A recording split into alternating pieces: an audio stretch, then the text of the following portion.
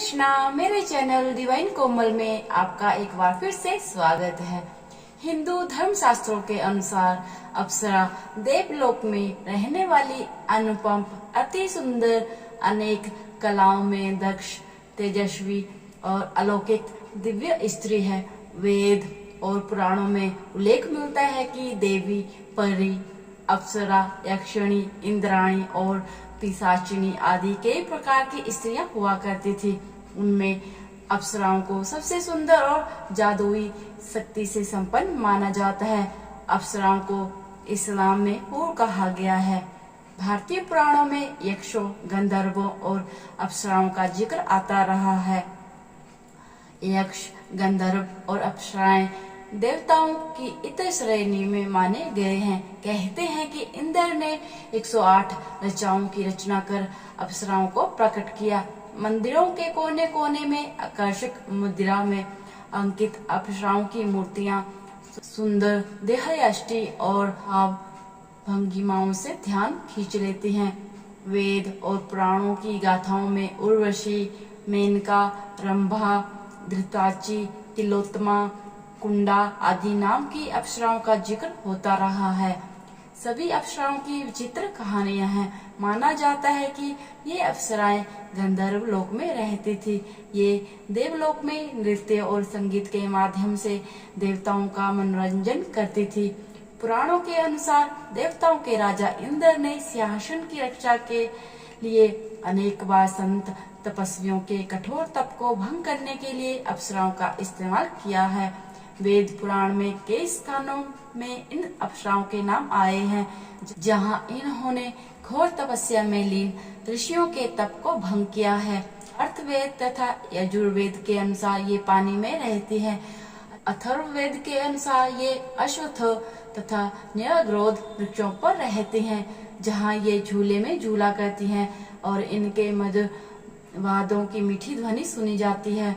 ये नाच गान तथा खेल कूद में निरंतर होकर अपना मनोविनोद करती हैं। अप्सराओं की कोई उम्र निर्धारित नहीं होती है। ये सभी अजर अमर हैं। शास्त्रों के अनुसार देवराज इंद्र के स्वर्ग में 11 अप्सराएं प्रमुख सेविका थी।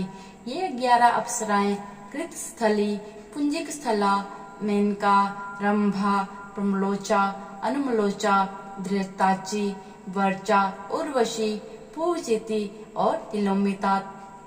इन सभी अप्सराओं की प्रधान अप्सरा रंभा थी। अलग अलग मान्यताओं में अप्सराओं की संख्या 108 से लेकर 1008 तक बताई गई है। रंभा एक समुद्र मंथन के दौरान प्रकट हुई थी और दूसरी कश्यप और प्रादा की पुत्री थी। क्या दोनों एक ही थी? ये शोध का विषय हो सकता है। इंद्र ने देवताओं से रंभा को अपनी राजसभा के लिए प्राप्त किया था। रंभा अपने रूप और सौंदर्य के लिए तीनों लोकों में प्रसिद्ध थी। महाभारत में इसे तुरंब नाम के गंधर्व की पत्नी बताया गया है। स्वर्ग में अर्जुन के स्वागत के लिए रंभा ने नृत्य किया था। रंभा नाम की अप्सरा कुबेर की सभा में थी। रंभा कुबेर के पुत्र नल कुबेर के साथ पत्नी की तरह रहती थी। रंभा नल कुबेर के संबंध को लेकर रावण ने उपहास उड़ाया था। रावण द्वारा इस प्रकार व्यंग्य और उपहास करने के कारण नल कुबेर ने रावण को श्राप दिया था। रावण द्वारा इस प्रकार व्यंग्य और उपहास करने के कारण नल कुबेर ने रावण को श्राप दिया था। माना जाता है इसी श्राप के भय से रावण ने सीता हरण के बाद सीता को छुआ तक नहीं था। अन्य जगहों पर उल्लेख मिलता है कि रावण ने रंभा के साथ बलात्कार करने का प्रयास किया था, जिसके चलते रंभा ने उसे श्राप दिया था। उर्वशी श्रीमद् भागवत के अनुसार ये उर्वशी स्वर्ग की सर्व सुंदर अप्सरा थी। एक बार इंद्र की सभा में उर्वशी के नृत्य के समय राजा पुररवा उसके प्रति आकृष्ट हो गए थे, जिसके चलते उसकी ताल बिगड़ गई थी।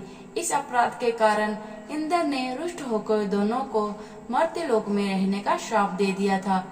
मर्त्यलोक में पुररवा और उर्वशी कुछ शर्तों के साथ पति पत्नी बनकर रहने लगे। उर्वशी को इंद्र बहुत चाहते थे। माना जाता है कि नारायण की जंगा से उर्वशी की उत्पत्ति हुई थी, लेकिन पद्म पुराण के अनुसार कामदेव के ऊरु से इसका जन्म हुआ था। उर्वशी तो अजरामर है। यही उर्वशी एक बार इंद्र की सभा में अर्जुन को देखकर आकर्षित हो गई थी और इसने इंद्र से प्रणय निवेदन किया था, लेकिन अर्जुन ने कहा, हे देवी, हमारे पूर्वज ने आपसे विवाह करके हमारे वंश का गौरव बढ़ाया था, अतः पूर्व वंश की जननी होने के नाते आप हमारी माता के तुल्य हैं। मेनका स्वर्ग की सबसे सुंदर अप्सरा थी। महान तपस्वी ऋषि विश्वामित्र ने नए स्वर्ग के निर्माण के लिए जब तपस्या शुरू की थी, तो उनके तप से देवराज इंद्र ने घबराकर उनकी तपस्या भंग करने के लिए मेनका को भेजा था। मेनका ने अपने रूप और सौंदर्य से तपस्या में लीन विश्वामित्र का तप भंग कर दिया। विश्वामित्र सब कुछ छोड़कर मेनका के प्रेम में डूब गए। मेनका से विश्वामित्र ने विवाह कर लिया और मेनका से विश्वामित्र को एक सुंदर कन्या प्राप्त हुई, जिसका नाम शकुंतला रखा गया।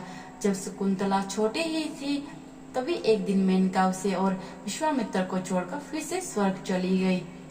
तिलोत्तमा स्वर्ग की परम सुंदर अप्सरा थी। पुराणों के अनुसार इसकी सृष्टि करने के लिए ब्रह्मा जी ने संसार भर की सुंदर वस्तुओं में से तिल तिल भर लिया था। कहा यह भी जाता है कि ब्रह्मा के हवन कुंड से इसका जन्म हुआ था। दुर्वासा ऋषि के श्राप से ये तिलोत्तमा बाण की पुत्री हुई थी। माघ मास में ये सौर गण के साथ सूर्य के रथ पर रहती है।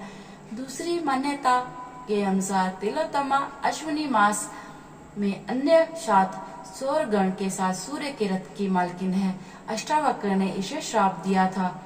इस तरह 108 अप्सराओं की अलग अलग कहानियां हैं। तो दोस्तों, आज की ये कहानी आपको कैसी लगी? पसंद आए तो चैनल को सब्सक्राइब कीजिएगा और साथ में ही बेल आइकन को जरूर प्रेस कीजिएगा, जिससे मेरी आने वाली वीडियो की नोटिफिकेशन आपको मिल सके। हरे कृष्णा।